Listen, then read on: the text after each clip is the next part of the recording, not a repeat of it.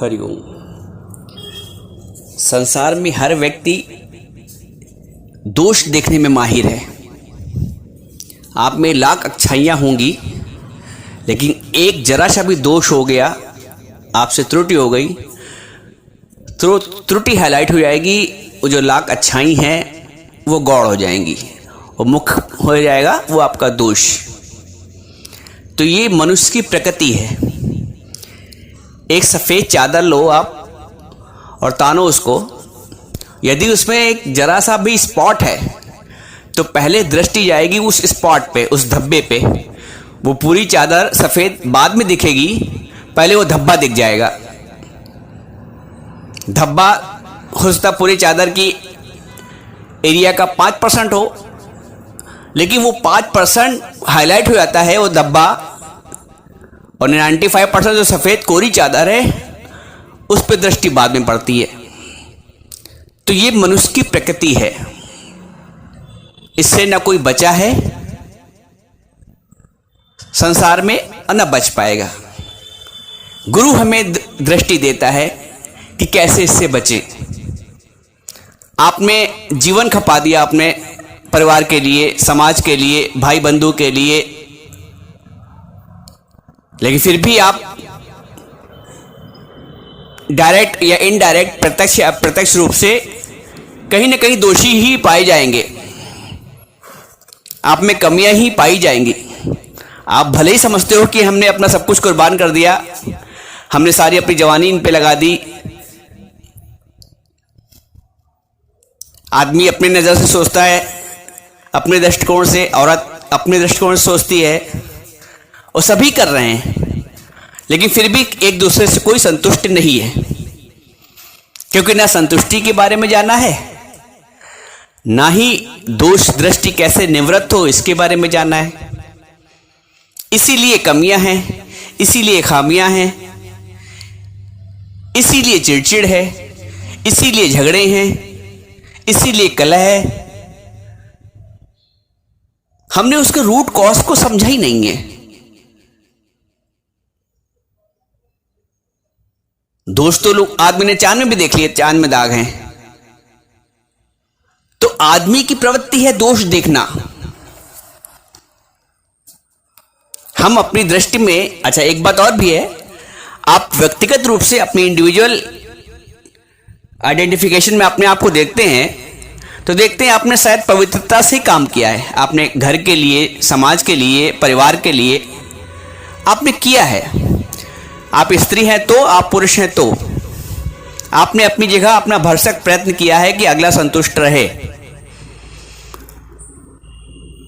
लेकिन अगला संतुष्ट नहीं रहता है। मैंने बताया ना, आप चाहे तो प्रत्यक्ष रूप से जानकारी की कोशिश करें या अप्रत्यक्ष रूप से, आपको लगेगा कि हाँ, उनकी नज़र में मैं बिल्कुल खरा नहीं उतरता हूं, जबकि आपने अपना 100% दिया है। मैं उनकी बात कर रहा हूं जिसने दिया है 100%। जो नहीं देते हैं वो तो गुनाहगार ही हैं, वो तो दोष दृष्टि से बच सकते ही नहीं है। लेकिन जिसने किया है वो भी दोष युक्त है, दोष मुक्त नहीं है। कारण यही है कि दृष्टि न अगले को सही दृष्टि मिल पाई है, और न हमें अपने लिए तो सही दृष्टि मिली है कि मैं बिल्कुल सही हूं, मैं बिल्कुल खरा हूं, मैंने बहुत ईमानदारी से सेवा की है। लेकिन अगले की दृष्टि में वो नहीं है। हर व्यक्ति अपने नजर में, अपनी दृष्टि में तो सही है, दुनिया की दृष्टि में वो सही नहीं है। हालांकि होना भी ये चाहिए। मेरा यहां कहने का मतलब ये है कि आप दूसरे से आशा ना करें कि लोग तुम्हें समझे। ये ख्वाहिश होती है, अंदर एक इच्छा होती है कि लोग मुझे समझे तो, मुझे माने तो। सच ये है कि आखिर तक नहीं मानता कोई। मानेगा जब आप चले जाएंगे। तेरी याद आई तेरे जाने के बाद। My past is worshipped and present is ignored. My past is worshipped. आप चले जाओगे, फलाना बहुत अच्छा था। आपने अक्सर देखा होगा जब आदमी चला जाता दुनिया से तो प्रशंसा करने वाले लाखों मिल जाते हैं, लेकिन जब तो रहता है तब वो गालियां खाता है। तो my past is worshipped and present is ignored. जब क्राइस्ट आए थे तो उनका प्रेजेंट को इग्नोर किया गया सबने, आज पूरी दुनिया में क्राइस्ट की पूजा होती है, पास्ट इज वर्शिप्ड। लेकिन गुरु हमको प्रेजेंट में ही वर्शिप करना सिखा देता है। जब हम सत्संग में आते हैं तो गुरु हमें वो दृष्टि देता है कि जो प्रेजेंट है वही वर्शिप, वही पूजा के योग्य हो जाता है, वही पूजने योग्य हो जाता है, क्योंकि गुरु हमें भगवत दृष्टि देता है। गुरु हमें देह दृष्टि नहीं देता है, चर्म दृष्टि। चमड़ा देखेंगे तो फिर उसके चर्म देखेंगे तो कर्म भी देखेंगे। गुरु चर्म से ऊपर उठा देता है, देह भाव से ऊपर उठा देता है। आपने देखा जब मंदिर हम लोग जाते हैं तो जूते चप्पल चमड़े के बाहर उतार देते हैं, तब मंदिर में प्रवेश करते हैं। इसका वैज्ञानिक कारण भी है, आध्यात्मिक कारण भी है। मैं आध्यात्मिक कारण आपको बताता हूं।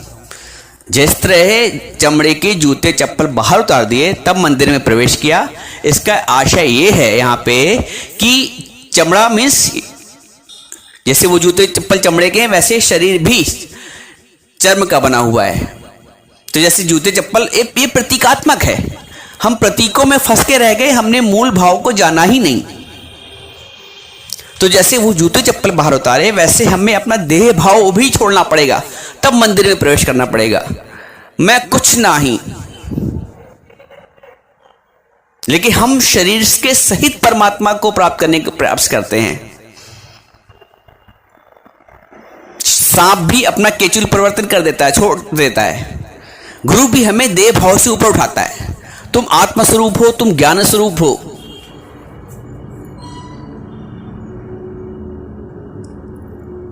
हम व्यक्ति को दोष देते हैं, वस्तु को दोष देते हैं, परिस्थिति को दोष देते हैं, कर्म को दोष देते हैं, भाग्य को दोष देते हैं।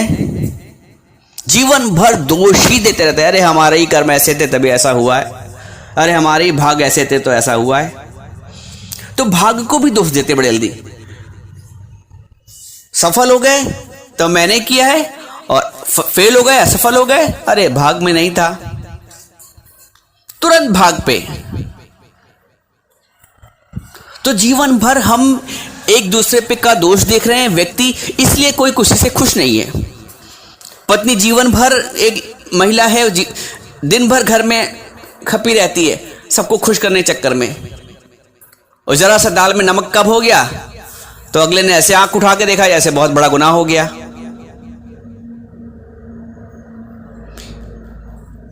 एक दिन कपड़े प्रेस करने को भूल गया, सर उठा लिया खोपड़ी पे, घर उठा लिया। ये गलत है ना।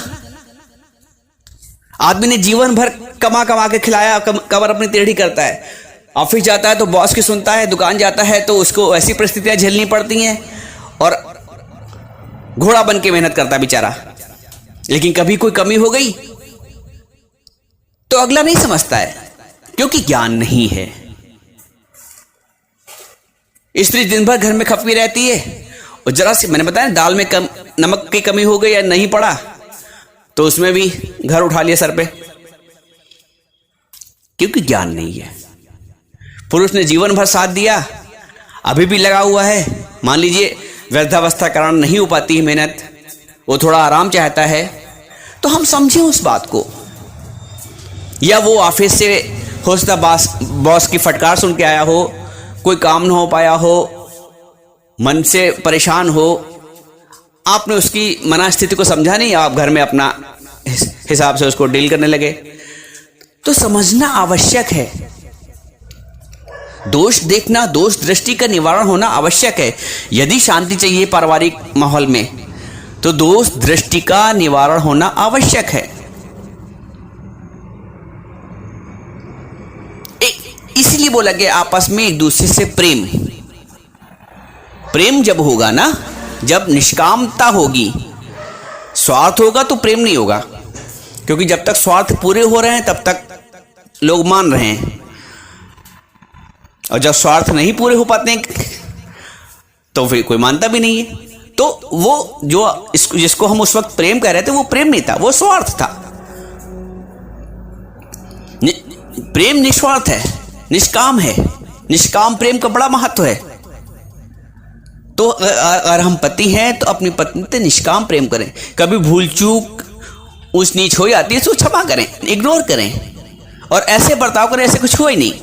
वहां आपकी महानता है। अगर हम पत्नी हैं तो पति से कभी 19-20 हो गया तो उसकी माना स्थिति को समझें। घर में वाद और विवाद में जीवन नहीं जाना चाहिए। कभी कभी मैं देखता हूं कुछ लोगों का जीवन ही वाद विवाद निकल जाता है और वाद विवाद कभी कभी इतना बढ़ता है कि वो फिर हाथापाई हो जाती है। यहां पे गलत है।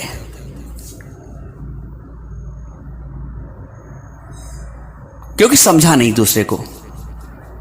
जब प्रेम उपजेगा तो करुणा का भाव होगा, तब ना बदले का भाव होगा ना एक दूसरे को नीचा दिखाने का भाव होगा, करुणा का भाव होगा। आपसे कोई कमी रह गई तो आपके प्रति करुणा है, हम आपका दोष नहीं देखेंगे अगर प्रेम है तो।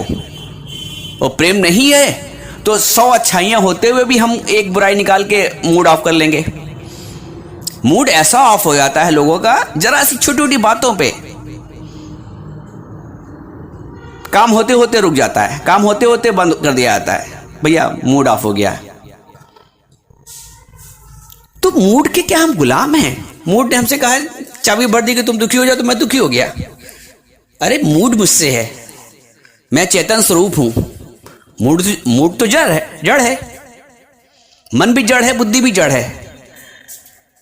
मैं चेतन स्वरूप हूं। मैं चाहूं तो मन से काम, मन जैसे कि हथियार होता है, औजार होता है, तो हम उसको उठा के उससे काम लेते हैं ना। तो ये हमारा मन और बुद्धि और चित्त, ये सब एक शस्त्र है, एक औजार है। इसका इस्तेमाल करो, रख दो, क्योंकि आप मालिक हो। आप मन और बुद्धि के गुलाम बने हैं। मन ने ऐसा कहा तो क्रोध आ गया। क्रोध तब आता है जब इच्छा की पूर्ति नहीं होती है। क्रोध तभी आता है जब इच्छा की पूर्ति नहीं होती। आप देखिए, अगर आप निष्काम हैं तो फिर इच्छा काहेगी। कभी आपको ऑफिस जाना है और मान लीजिए नाश्ता बनाने में देर हो गई, 2 पराठे की जगह आपको एक ही पराठा खा के जाना पड़ा, तो ठीक है, कोई बात नहीं, आज ऐसे ही आज ऐसे ही क्या दिक्कत है?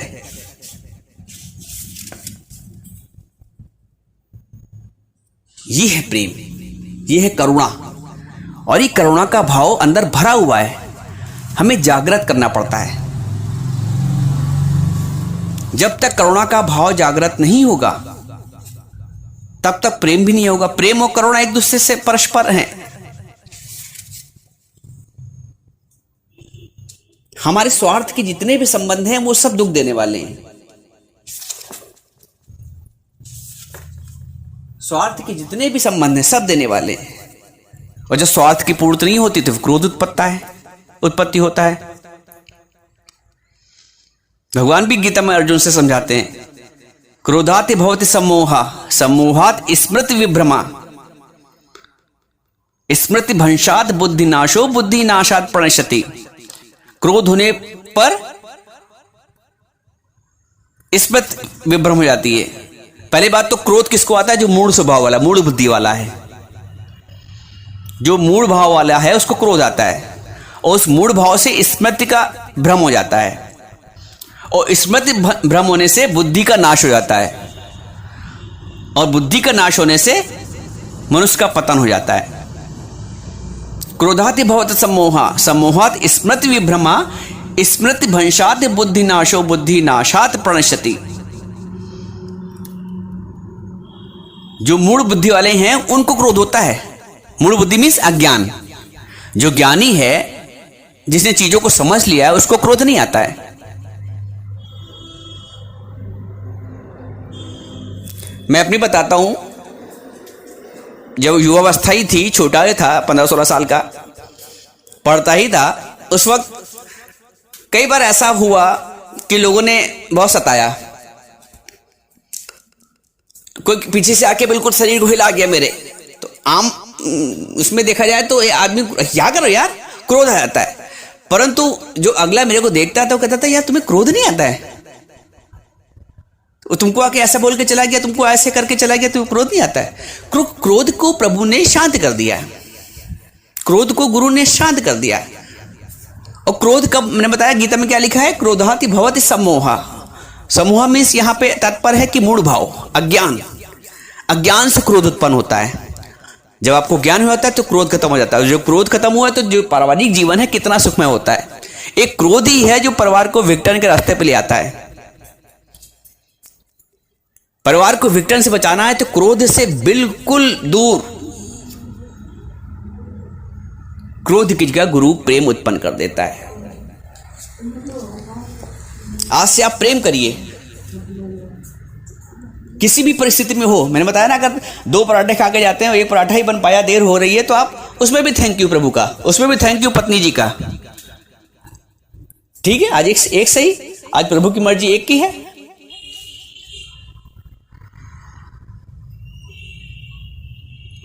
या आप पत्नी है, अपने पति से कोई काम कह रही है, बेचारा नहीं ला पाता है, नहीं, भूल जाता है, ऑफिस में के कारण है, किसी कारण है, 2-3 दिन आप पत्नी ऊपर चढ़ गई, अरे मैं आपसे 3 दिन से कह रही हूं, आप ये काम नहीं कर रहे हैं। अगर वहीं हम समझ लें कि हो सकता है कोई कारण हो, तो ऐसा तब होगा जब करुणा का भाव होगा। करुणा का भाव उत्पन्न करिए, प्रेम उत्पन्न करिए, स्वार्थ बुद्धि को त्यागिए, दोष दृष्टि हटाइए। जब तक आप दोष देखते रहेंगे तब तक विघटन होता ही रहेगा। हम प्रदोष तो देख व्रत कर लेते हैं, परदोष लेकिन पर के दोष देखना बंद नहीं करते हैं। प्रदोष का मतलब परदोष से मुक्ति पा जाएं।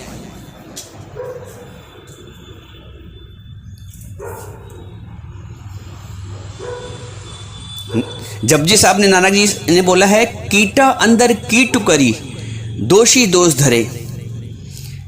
जो दोषी का दोष देखता है वो कीटा अंदर कीट करी, कीड़े के अंदर भी कीड़े के रूप में जन्मता है। दोष देखने वाला इतना बुरा होता है। तो दोष देखना बंद करो, अच्छाइयां देखना शुरू करो। मैंने बताया ना, गाय और भैंस है, तो भैंस कहती गाय से तेरी पूंछ काली, और अपना पूर्ण काली पड़ी है। भैंस तो पूरी काली है ना, गाय के तो खाली पूंछ काली है, लेकिन दृष्टि उसकी चादर पूरा सफेद है, और एक स्पॉट लगा है तो स्पॉट हाईलाइट हो रहा है, स्पॉट दिख रहा है। तो ये दृष्टि बदलते, नजर बदली तो नजारे बदल गए। जहां क्रोध था वहां प्रेम आ गया, जहां मोह था, स्वार्थ था, वहां प्रेम आ गया, करुणा आ गई। तो करुणा को अपनाएं, और पारिवारिक जीवन जो है उसमें देखिए कितना आनंद आ जाता है। एक दूसरे को क्षमा करें, इग्नोर करें गलतियों को, हो गया कोई बात नहीं, हो जाती है देर से बेर।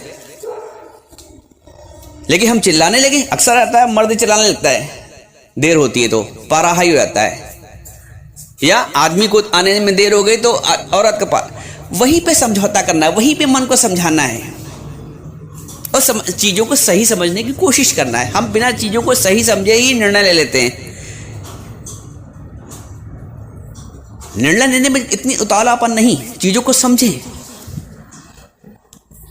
जीवन को सुखमय बनाना है, तो जीवन को प्रेममय बनाना है, तो पहली आवश्यकता तो ज्ञान में मार्ग में है, आपको प्रेमी बनना पड़ेगा, आपको सहृदय बनना पड़ेगा, आपको क्षमाशील बनना पड़ेगा। क्षमा का गुण है, प्रेम का गुण है। दूसरों को दोष देना बंद करें, दोष अपनी दृष्टि का है। बोलता हम नहीं चंगे, बुरा नहीं कोई, हम ही नहीं चंगे हैं। अब जो अहंकार वाला पुरुष होगा उसको ये बात समझ नहीं आएगी, जो अहंकार वाला व्यक्ति होगा उसको इस बात को समझ नहीं आएगा। हम नहीं चंगे, बुरा नहीं कोई, हम तो चंगे हैं, हम तो सही हैं, अगला ही गलत है। नहीं, हमने चश्मा गलत लगाया है, इसलिए हमें सब गलत दिख रहा है। अभी चश्मा उतार के देखो, गुरु की नजर से देखो तो दोष अपना ही निकलेगा, अपनी ही इच्छा का, अपने ही स्वार्थ का दोष निकलेगा। जिस दिन अपने दोष देखने लग जाओगे उस दिन आध्यात्मिक उन्नति होगी।